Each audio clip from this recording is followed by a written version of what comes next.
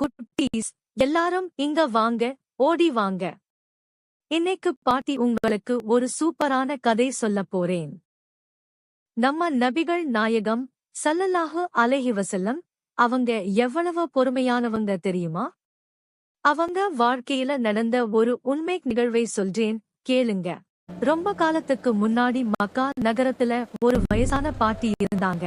அவங்களுக்கு நம்ம நபிகள் நாயகம் ஸல்லல்லாஹு அலைஹி வஸல்லம் அவங்களை கண்டாலே பிடிக்காது. ஏன் தெரியுமா? நபிகளார் எல்லாரையும் அன்பா நடத்துறதை பார்த்து அந்த பாட்டிக்கு ஒரு பொறாமை. எப்படி எல்லாரும் இவரை புகழ்றாங்க அப்படின்னு அந்த பாட்டிக்கு ஒரே கோபம். அந்த பாட்டி என்ன பண்ணுவாங்க தெரியுமா?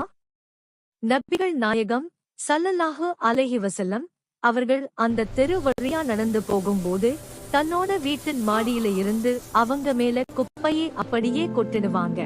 நம்ம மேல யாராவது குப்பை கொட்டுனா நம்ம என்ன பண்ணுவோம்? கத்துவோம்ல? ஆனா நம்ம நபிகளார் அப்படி பண்ணவே இல்லை. அவங்க ஒரு வார்த்தை கூட அந்த பாட்டியே திட்டல. அமைதியா தன்னோட ஆடையே துடைச்சுட்டு போயிட்டே இருப்பாங்க. இது ஒரு நாள் 2 நாள்னு நடக்கவில்லை சொல்லுங்களா, இது தினமும் நடந்துச்சு.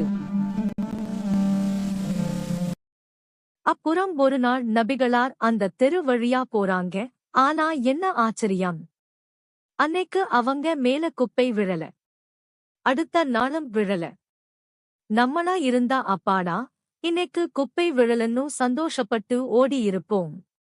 ஆனா நபிகளார் அப்படி நினைக்கல. பாவம், அந்த பாட்டிக்கு என்ன ஆச்சோ, ஏன் இன்னைக்கு வரலன்னு